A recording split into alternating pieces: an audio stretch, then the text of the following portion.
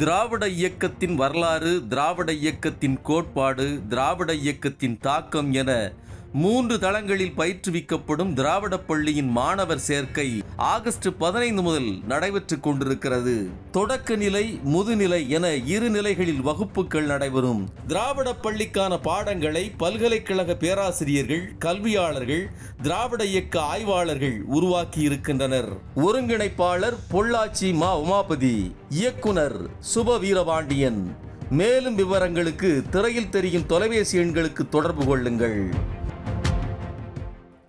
அறிவியல் வேறு, அறிவியல் மனப்பான்மை வேறு. புத்தகத்தில் தேடாதீர்கள், மத்தகத்தில் தேடுங்கள். புள்ளெல்லாம் முதல்ல மத்தகம்னா என்னன்னு போய் தேட ஆரம்பிச்சிட்டாங்க. கடவுளே ஒருவேளை இருந்திருந்தாருன்னா அவர் என்ன நினைப்பாரு? ஆமை ஜோக் டு யூ நினைக்க மாட்டாரா? 9 கோளும் ஒன்றாய்க்கான பிள்ளையார்பட்டி வர வேண்டும்ன்ற குரூப். பாமர மக்களுக்கு மான உணர்ச்சி வருவதற்காக நான் பேசுகிறேன் என்று பேசிய தலைவர் பகுத்தறிவு பகலவன் தந்தை பெரியார் அவர்கள். பார்ப்பனர்களும் பார்ப்பனியமும் எதிரி, என்ன ஏதாவது பண்ணிட்டேன்னா எங்க ஆளுங்க உன்னை விட்டுருவாங்களா என்ற கேள்வி அது. ஜாதிய சிந்தனை புறையோடிய ஒரு மண்ணில் உனக்கு கடவுள் ஒண்ணுதான் கேடா? இந்தியன் கான்ஸ்டிடியூஷன்ல PhD படிச்சவங்களுக்கு கூட தெரியாது இந்திய அரசமைப்பு சட்டம் ஜாதியை பாதுகாக்கிறது என்பது.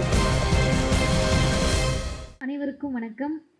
மிக சிறப்பாக நடைபெற்றுக் கொண்டிருக்கக்கூடிய அறிவாசான் தந்தை பெரியாருடைய 146வது பிறந்த நாள் விழா.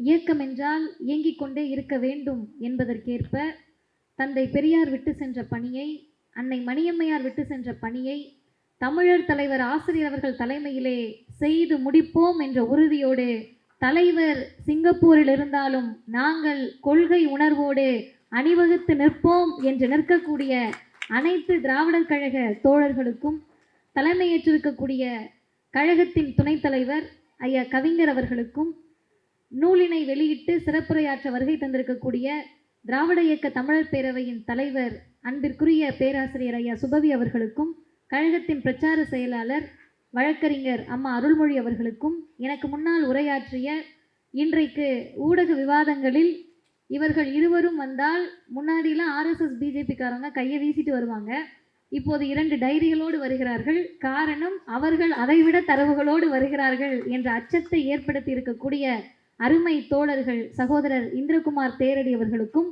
சூர்யா கிருஷ்ணமூர்த்தி அவர்கள் உள்ளிட்ட அனைத்து தோழர்களுக்கும் நேரத்தின் அருமை கருதி என்னுடைய வணக்கத்தை தெரிவித்துக் கொள்கிறேன். இந்திய அரசமைப்பு சட்டத்தின் சரத்து 51AH என்று சொல்லக்கூடிய அந்த ஆர்டிகிள் 51AHஐ பெரியாரோடு, பெரியாரிய பார்வையில் எப்படி பொருத்தி பார்க்க வேண்டும் என்பதுதான் கருத்தரங்கத்தினுடைய நோக்கம். இந்த தலைப்பை இன்றைக்கு நாம் பேச தொடங்கவில்லை. கடந்த மாதம் ஒரு வார இடைவெளியில் கும்பகோணம் பொதுக்குழுவில் ஆசிரியர் அறிவித்தார், தமிழ்நாடு முழுவதும் 100 கூட்டங்களை திராவிடர் கழகம் ஆர்டிகிள் 51AH என்பதை பரப்பக்கூடிய நோக்கத்தில் நீங்கள் நடத்த வேண்டும் என்று சொன்னார்கள். சொன்ன ஒரு வாரத்தில் இன்றைக்கு தேதி தமிழ்நாட்டில் 100 கூட்டங்களை திராவிடர் கழக தோழர்கள் நடத்தி முடித்திருக்கிறார்கள். அதனுடைய தொடர்ச்சியாக முதல்ல இந்த தலைப்பை இன்னைக்கு பேச வேண்டிய காரணம் என்ன அப்படின்றதுக்கு ஒரு 3 உதாரணத்தை மட்டும் நான் சொல்கிறேன். ஆர்டிகிள் 51AH என்னன்றதெல்லாம் சொன்னாங்க. அதில் ஒரு வார்த்தையை நம்ம ரொம்ப ஆழமாக பார்க்கணும். It is the duty of every citizen of India to develop scientific temper, humanism, spirit of inquiry and reform. ஆனால் பல பேர் இங்கே என்ன நினச்சிக்கிறாங்கன்னா, அறிவியலை வளர்ப்பது தான் நம்மளுடைய கடமைன்னு இந்தியன் கான்ஸ்டியூஷன் சொல்லியிருக்கேன். இல்லை, அறிவியல் வேறு, அறிவியல் மனப்பான்மை வேறு. அறிவியல்னா physics, chemistry, zoology, botany, biology இதெல்லாம் படிக்கிறது அறிவியல். அதை எல்லாரும் படிக்கிறாங்க. எல்லாரும் படிக்கிறாங்கன்னா BJP RSSல இருக்கவங்களும் படிக்கிறாங்க. பயோடெக்னாலஜி படிச்சுட்டு வேலைக்கு ஆகாமல் சாமியார் ஆனவங்களாம் இருக்காங்க. அப்போ அறிவியல் என்பது அந்த பாடத்தை படிப்பது அல்ல. ஃபிசிக்ஸையும் கெமிஸ்ட்ரியும் படிச்சுட்டு அறிவியலாளராக போய் உட்காந்துட்டு சேட்டலைட் அனுப்புகிறப்ப விழுந்து கும்பிடுறது அறிவியல் அல்ல, அது அறிவியல் மனப்பான்மை அல்ல. சேட்டலைட் போகிறது அறிவியல், அதை அனுப்பக்கூடியவர் அறிவியல் மனப்பான்மையோடு இல்லை. அப்போ அறிவியல் மனப்பான்மை எப்படி வளர்க்கணும் அப்படின்றதுக்கு முன்னாடி ஒரு 2 செய்தியை மட்டும் நான் சொல்கிறேன். முதல் செய்தி, ஒருத்தர் பள்ளிக்கூடத்தில் பேசினார், அதெல்லாம் நமக்கு தெரியும். அவர் ஒரு வார்த்தையை சொன்னார், புத்தகத்தில் தேடாதீர்கள், மத்தகத்தில் தேடுங்கள்னு. புள்ளெல்லாம் முதல்ல மத்தகம்னா என்னன்னு போய் தேட ஆரம்பிச்சிட்டாங்க. மத்தகம்னா என்னன்னு யாருக்கு தெரியும்? அதை போய் நீங்கள் தேடுங்க அப்படின்னு. இது புரியாத மாதிரி பேசினாதான் தங்களை அறிவாளிகள் என்று காட்டிக்கொள்ள முடியும் என்று நினைக்கக்கூடியவர்கள் ஒரு பக்கம். இன்னொரு பக்கம் சுனிதா வில்லியம்ஸ் என்ற விண்வெளி வீராங்கனை, அவங்க இன்றைக்கு எப்போது திரும்ப பூமிக்கு திரும்புவாங்கன்னு தெரியாத ஒரு சூழல்ல இருக்காங்க. அவர்கள் பயணித்த அந்த விண்கலம் பூமிக்கு வந்துருச்சு. ஆனால் அவர்கள் இன்றைக்கு அந்த விண்வெளியில் இருக்கக்கூடிய சர்வதேச விண்வெளி ஆராய்ச்சியகத்தில் இருக்கக்கூடிய சூழல், இதை எல்லா சேனல்லையும் நியூஸ் கார்டில் போடுறாங்க. அப்போ போடுறப்ப தொடர்ந்து எப்போ வருவாங்கன்னு தெரியல, பிப்ரவரி 2025 தான் திரும்புவார் என்று நினைக்கிறோம் அப்படின்ற செய்தி வருது. கூச்சமே இல்லாமல், ஒரு நிமிஷம் கூட தயக்கமே இல்லாமல் தேங்க்ஸ் காட் அப்படின்னு போடுறாங்க. அவருக்கே கடவுளே ஒருவேளை இருந்திருந்தாருன்னா அவர் என்ன நினைப்பாரு? ஆமை ஜோக் டு யூன்னு நினைக்க மாட்டாரா? எனக்கும் அதுக்கு என்ன சம்மந்தம்னு நினைக்க மாட்டாரா? நானா அந்த அம்மாவை அங்கே கொண்டு போய் விட்டேன்னு நினைக்க மாட்டாரா? ஒரு விண்வெளி ஆராய்ச்சியை நம்ம ஆட்கள் ஒரே ஒரு கமெண்ட்ல கடவுளுக்கு நன்றி. இந்த குரூப் யாருன்னு கேட்டா 9 கோளும் ஒன்றாய்க்கான பிள்ளையார்பட்டி வர வேண்டும்ன்ற குரூப். எப்படி 9 கோளையும் நீங்க போயிட்டு அங்கே பிள்ளையார்பட்டியில பார்க்க முடியுன்ற மாதிரி இன்னைக்கு சுனிதா வில்லியம்ஸ் அங்கே விநாயகர் சதுர்த்தி கொண்டாடிட்டு இருப்பாங்கன்னு இவங்க நினைச்சிட்டு இருப்பாங்க. அப்ப நான் முன்னாடி சொன்ன குரூப் யாருன்னு கேட்டா, அதை தேடுங்கள் இதை தேடுங்கள் என்று புரியாத மொழியில் பேசி தங்களை அறிவாளிகளாக காட்டிக்கொள்ள நினைக்கக்கூடிய சமூகத்தில் தான் மக்களுக்கு எது புரியுது? ஆராய்ச்சியாளர்களுக்கு புரியணுன்ற அவசியம் இல்லை, அறிவியலாளர்களுக்கு புரியணுன்ற அவசியம் இல்லை, மெத்த படித்த மேதாவிகளுக்கு புரியறதுக்காக நான் பேசலை, பாமர மக்களுக்கு மான உணர்ச்சி வருவதற்காக நான் பேசுகிறேன் என்று பேசிய தலைவர் பகுத்தறிவு பகலவன் தந்தை பெரியார் அவர்கள். அறிவியல் மனப்பான்மையை வளர்க்கிறது அப்படின்றது ரொம்ப ஈஸின்னு நினச்சிட்டு இருக்காங்க இன்னைக்கு. இது என்ன தீகாக்காரவங்க பேசுறதுதான் பெரிய விஷயமானு. உனக்கு என்ன தோணுதோ அதை மட்டும் செய், யார் சொல்லுவதையும் கேட்காதே என்று சொன்ன சாக்ரட்டிஸ் விசக்கோப்பையை கொடுத்து சாகடிக்கப்பட்டார். அறிவியல் மனப்பான்மையோடு பூமி தான் சூரியனை சுத்துது, சூரியன் அப்படியே தான் இருக்கு என்று சொன்ன காரணத்திற்காக இங்கிருந்த நம்முடைய உலக நாடுகள் போற்றி பாராட்ட வேண்டிய கோப்பர் நிக்கோசும் கலீலியோ அவர்களும் அரசினுடைய கொடுமைக்கு ஆளாக்கப்பட்டு கொலை செய்யப்பட்டார்கள். ப்ரூனோ எரித்து கொல்லப்பட்டார். இவங்கெல்லாம் சாகடிக்கப்பட்ட உலகத்தில் நரேந்திர தொபால்கர், கல்புர்கி, கௌரி லங்கேஷ் இவர்களையெல்லாம் சாகடித்த ஆர்எஸ்எஸ்ஸின் கிளையமைப்பான சனாதன் சன்ஸ்தா இருக்கக்கூடிய இந்த மண்ணில்தான் சாகின்ற 95 வயது வரை அறிவியல் மனப்பான்மையை பரப்பியது மட்டுமல்லாமல் கடவுள் இல்லை கடவுள் இல்லை கடவுள் இல்லவே இல்லை என்று சொல்லி வாழ்ந்த தலைவர் தந்தை பெரியார். அப்ப இவங்களெல்லாம் கொன்றவர்களுக்கு பெரியாரை கொலை செய்வது பெரிய காரியமா? பெரியாருக்கு அச்சுறுத்தல் வந்திருக்காதா? ஐயா அதை ரொம்ப ஸ்ட்ராங்கா சொல்றாரு. புத்தரை இன்னைக்கு மகாவிஷ்ணுவோட அவதாரம்னு சொல்லிட்டாங்க. சமணர்களை கழுவேற்றி கொன்று விட்டது இந்த பார்ப்பனியம். சீர்திருத்தம் பேச வந்த எல்லாரையும் இவர்கள் காவு வாங்கிட்டாங்க, கொலை பண்ணிட்டாங்க. என்னை மட்டும் ஏன் விட்டு வைத்திருக்கிறார்கள் என்று நீங்கள் நினைக்கலாம். ஐயாவே சொல்லிட்டு பதில் சொல்றாரு, என்னை இவர்கள் விட்டு வைத்திருக்கிறார்கள் என்று சொன்னால் ஒரே காரணம்தான், நம்முடைய எதிரி யார் என்பதை நான் அடையாளப்படுத்தி இருக்கிறேன். பார்ப்பனர்களும் பார்ப்பனியமும் எதிரி. என்னை ஏதாவது பண்ணிட்டேன்னா எங்க ஆளுங்க உன்னை விட்டுருவாங்களா என்ற கேள்வி அது. அந்த கேள்வியை கேட்கிற போதுதான் அறிவியல் மனப்பான்மை ஆர்டிகிள் 51AHல முதல் விஷயம். ரெண்டாவது விஷயம் முக்கியமானது, அறிவியல் மனப்பான்மை மட்டும் ஐயா இங்க வளர்க்கல. அறிவியலை ஐயா பேசியதற்கு முதல் காரணமும் கடைசி காரணமும் மனிதநேயத்தை வளர்ப்பதற்காக மட்டுமே பகுத்தறிவை பெரியார் பேசினார். ஹியூமனிசம் ரொம்ப அடிப்படையான விஷயம். ஹியூமனிசம் நம்ம எல்லாருமே ஹியூமன், அதுல மாற்று கருத்தே இல்லை. ஆனால் எல்லாரும் ஹியூமனிசத்தோடு ஹியூமனிட்டியோடு நடந்துக்கிறோமானா கேள்விக்குறி. எல்லாரையும் சேர்த்தே நான் சொல்லுகிறேன்.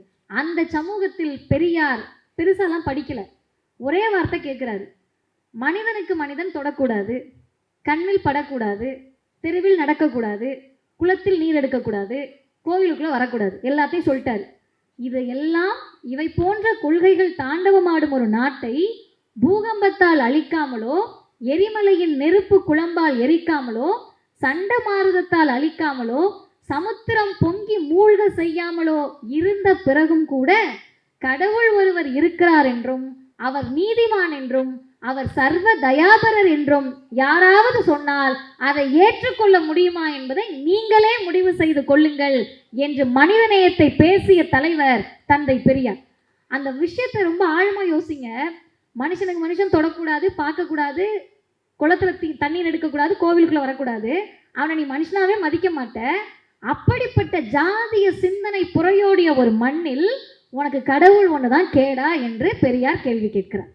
நாள்தோறும் பேசுறீங்கல்ல, கடைசியாக இனிவரும் உலகத்தை பற்றி எல்லாம் தோழர்கள் சொன்னார்கள். ஐயாவினுடைய இறுதி பேருரையை மீண்டும் மீண்டும் நாம் வாசிக்க வேண்டும். அதை நேற்று வாசிக்கிற போதும் ஐயா என்ன சொல்றாருன்னா, அழகா குளிச்சிடுறம்மா, கோவிலுக்குள்ள போறான், குளிக்கிறான், நல்லா முழுகிட்டு வரான், கோவிலுக்குள் வந்தவுடனே டக்கென்று வெளியே நின்று விடுகிறான், கேட்டால் சூத்திரன் என்கிறான். இந்த கேள்வியை 1973 கேட்டுவிட்டு பெரியார் சொல்லுகிறார், இது ஒரு நாடு, இது ஒரு சமூகம், இதை சூத்திரன்னு சொல்லிட்டோம்னா நம்ம மேல கோபம் வருது.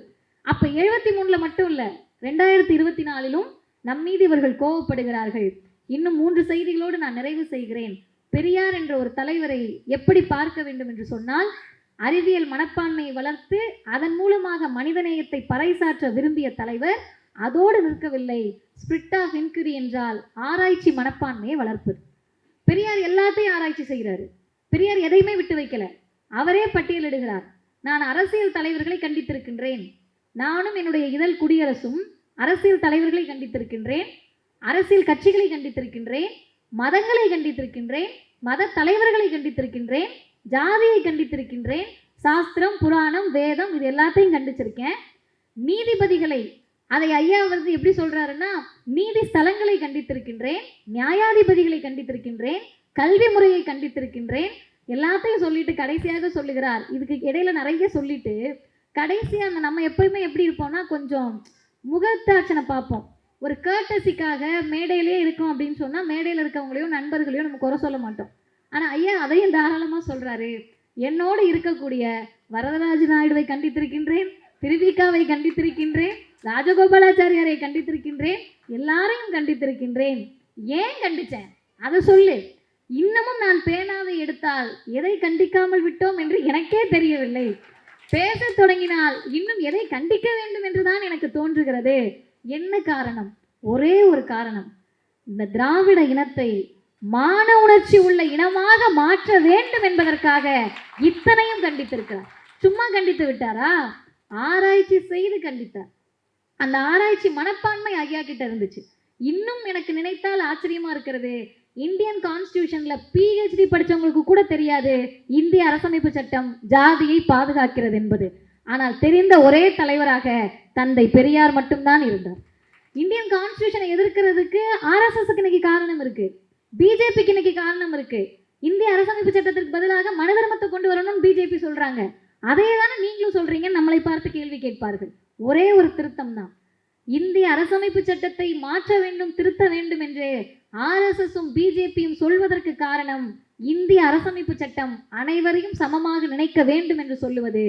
தந்தை பெரியாரும் திராவிடர் கழகமும் இந்திய அரசமைப்பு சட்டத்தின் பிரிவுகளை எரித்த காரணம், ஏதாவது ஒரு பிரிவில் கூட அனைவரும் சமமில்லை என்ற ஒரு கூறு கூட இந்திய அரசமைப்பு சட்டத்தில் இடம்பெற்றுவிடக் கூடாது என்று.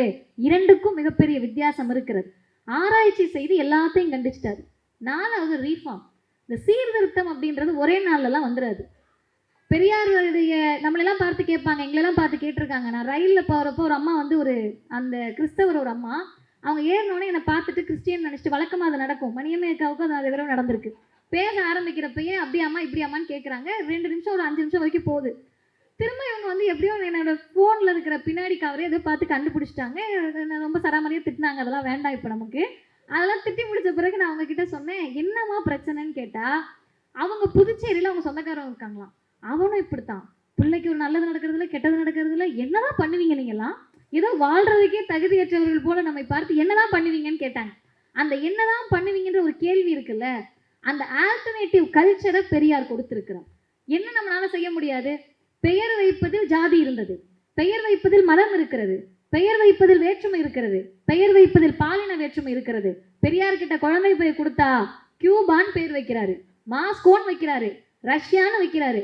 என்னங்க எப்படி வைக்கிறேன்னு கேட்டா, நீ சிதம்பரம் பழனி திருப்பதிலாம் வைக்கிறார்ல, நான் ரஷ்யா கியூபான்லாம் வைக்கக்கூடாதான்னு கேட்கிறாருல.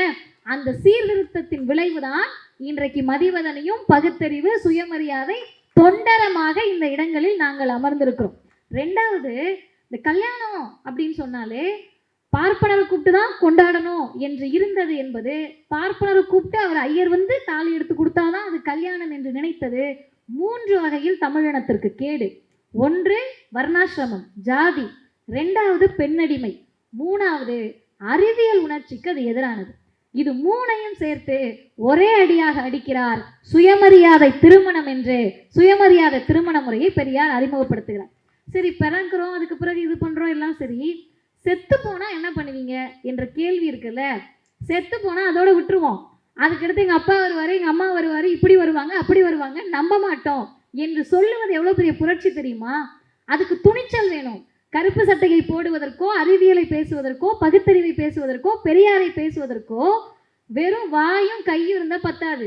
அதையெல்லாம் தாண்டி மிகப்பெரிய துணிச்சலும் உறுதியும் இருப்பவர்கள் மட்டுமே பெரியாரியத்தை பேச முடியும். என்னுடைய தந்தை இறந்த போது எனக்கு வயது 15. ஒருவேளை நான் சாமி கும்பிட்ற பிள்ளையா இருந்தா என்னைக்காவது ஒரு நாள் எங்க அப்பாவோட ஆன்மா எங்கேயோ சுத்திக்கிட்டு இருக்கு, அன்னைக்கு வந்துருவாரு, இன்னைக்கு வந்துருவாரு என்ற நம்பிக்கையோடு சுத்திட்டு இருந்திருப்பேன். 16வது நாள் காரியம் நடந்திருக்கும், திதி கொடுத்திருப்போம். 30வது நாள் காரியம் நடந்திருக்கும். வருஷம் வருஷம் எங்க அப்பா வந்துருவாருன்ற நம்பிக்கையில பார்ப்பனர்களுக்கு கொட்டி அழுதிருப்போம். ஆனால் பெரியார் என்ற தலைவர் கொடுத்த தைரியம் என்ன தெரியுமா? இறந்தவர்கள் மீண்டும் வரமாட்டார்கள், இறந்தவர்களை வாழ வைக்க முடியும் என்றால் உடற்கொடை கொடுங்கள் என்று சொல்லி மனிதநேயத்தை பேசிய இயக்கம் திராவிடர் கழகமும் தலைவர் தந்தை பெரியாரும். அப்படிப்பட்ட துணிச்சலோடு அறிவியல் மனப்பான்மையை வளர்த்து, மனிதநேயத்தை வளர்த்து, ஆராய்ச்சி மனப்பான்மையை வளர்த்து, அதன் மூலமாக சீர்திருத்தமாக கொடுத்த தலைவர் பெரியார் என்பவர். அறிவியல்ல 2 தியரி இருக்கும், பிராக்டிக்கல் இருக்கும். தியரி அப்படின்றது எல்லாரும் படிச்சிடலாம், யாருனாலும் படிச்சிடலாம், 100க்கு 100 யாருனாலும் வாங்கிடலாம். பிராக்டிக்கலாக அதை நடைமுறைப்படுத்துறதுக்கு பகுத்தறிவு வேணும். பெரியார் பிராக்டிக்கலாக வாழ்ந்தார், டெமான்ஸ்ட்ரேஷனாக வாழ்ந்தார். டெமான்ஸ்ட்ரேஷனை நம்மளை வாழ சொல்லலை, அவரே ஒரு டெமான்ஸ்ட்ரேஷனாக வாழ்ந்த தலைவர் தந்தை பெரியார். பிள்ளையார் எடுக்கிறாரு, முழு முதல் கடவுளா? பிள்ளையார் சொல்லி போட்டு தான் தொடங்குவியா? இவர் ஏதாவது பண்ணவே முடியாதா? அவ்வளோ பெரிய ஆளா? போட்டு ஓட முடிஞ்சது டெமான்ஸ்ட்ரேஷன். இந்த டெமான்ஸ்ட்ரேஷனை கொடுப்பதற்கு பெரியார் ஒருவர் தான் இந்தியாவில் இருந்தார் என்பதை நாம் புரிந்து கொள்ள வேண்டும். அவரும் டெமான்ஸ்ட்ரேஷனாக வாழ்ந்தார். 95 வயது, மூத்திர சட்டியை தூக்கிக்கிட்டு ஐயா வராரு. டியூப்ல சொட்டு சொட்டாக நீர் போகிறது. எல்லாம் என்ன சொல்லியிருப்பாங்க? கடவுள் இல்லைன்னு பேசினேன், அதனால தான் நம்ம நிலைமை இப்படி ஆயிடுச்சு என்று பேசியிருப்பார்கள். ஹெர்னியா நோய், குடல் இறக்கம், கடவுள் இல்லைன்னு சொன்னேன், அதனால தானே இப்படி போயிட்டேன், இப்போ ஒன்றும் வேண்டாம், நாமளே செத்துட்டோம், நானே செத்துனேன்னு சொல்லுவாங்க. எத்தனை பேச்சு பேசினா அல்பாயுஸ்ல போயிட்டேன்னுவாங்க. ஆனால் பெரியார் அதற்கும் டெமான்ஸ்ட்ரேஷனாக வாழ்ந்தார். கடவுள் இல்லை என்பதோடு நிறுத்தவில்லை, அடுத்து கடவுள் இல்லை என்பதோடு நிறுத்தவில்லை, இல்லவே இல்லை என்று கன்ஃபெஷன் ஸ்டேட்மெண்ட்டை கொடுத்து 95 வயது வரை வாழ்வியல் முறையாக வாழ்ந்து காட்டிய தலைவர் தந்தை பெரியார். அந்த வகையிலே இன்றைக்கு சிங்கப்பூரில் பெரியாருடைய பிறந்த நாளை தமிழர் தலைவர் ஆசிரியர் அவர்கள் கொண்டாடி கொண்டிருக்கிறார்கள். அது நமக்கு சொல்லக்கூடிய செய்தி ஒன்றே ஒன்றுதான். தமிழ்நாட்டை கடந்துட்டா மகாவிஷ்ணுக்கு ரோல் கிடையாது, தமிழ்நாட்டை கடந்துட்டா உங்கள் ஜாதிக்கு மதிப்பு கிடையாது, வட இந்தியாவை கடந்துட்டா உங்களுடைய மதத்திற்கும் இந்து ராஜ்யத்துக்கும் ரோல் கிடையாது, அமெரிக்காலையும் ரஷ்யாலையும் ஜெர்மனிலையும் போயிட்டு பிள்ளையார் பால் குடிக்கிறார், புத்தகத்துல தேடாத மத்தகத்துல தேடு என்று சொன்னால் நம்மை முட்டாளாக பார்ப்பது மட்டுமல்ல, மனப்பிறழ்ச்சி உள்ளவர்களாக தான் நம்மை பார்ப்பார்கள் என்பதை இந்த சமூகத்திற்கு நாம் சொல்ல வேண்டிய கடமை இருக்கிறது. இந்த மண் எதை சாதித்திருக்கிறது என்று சொன்னால், சங்கராச்சாரியார் தொடங்கி மகாவிஷ்ணு வரை நீங்கள் இந்த சமூகத்திற்கு எதிராக இருந்தால் கைது செய்ய முடியும் என்பதை மாற்றி காமித்த ஒரே மண் தமிழ்நாடு தான். அந்த தமிழ்நாடு பெரியார் மண்ணாக இருக்கிறது. உலகம் இன்றைக்கு பெரியார் மயமாக மாறி இருக்கிறது. அதற்கான அடித்தளத்தை இட்ட தமிழர் தலைவர் ஆசிரியர் அவர்களுக்கு அனைவரின் சார்பிலும் நன்றியை தெரிவித்து, சமூக நீதி நாளாக ஒரே ஒரு செய்தி ஐயா சுபவி அவர்கள் சொன்னதை நான் முன்னாடியே சொல்லணும்னு நினச்சேன். ஒரு இன்டர்வியூவில் ஐயாட்ட கேட்டாங்க, செப்டம்பர் 17க்கு விடுமுறை விடலாம்ல அப்படின்னாங்க. ஐயா ஒரே வார்த்தை சொன்னார், விடுமுறை விட்டால் அந்த பார்ப்பனர்கள்லாம் வீட்டுக்கு போயிடுவாங்க, சமூக நீதி நாள் உறுதிமொழி ஏற்க வேண்டும் என்பதுதான் அவர்களுக்கு கிடைத்திருக்கக்கூடிய மிகப்பெரிய தண்டனை என்று சொன்னார். அந்த தண்டனையை பார்ப்பனர்கள் அனுபவிப்பதற்கான வாய்ப்பை ஏற்படுத்தி கொடுத்த தமிழ்நாட்டின் முதலமைச்சருக்கும் நன்றியை தெரிவித்து நிறைவு செய்கிறேன். வாழ்க பெரியார், வளர்க பகுத்தறிவு.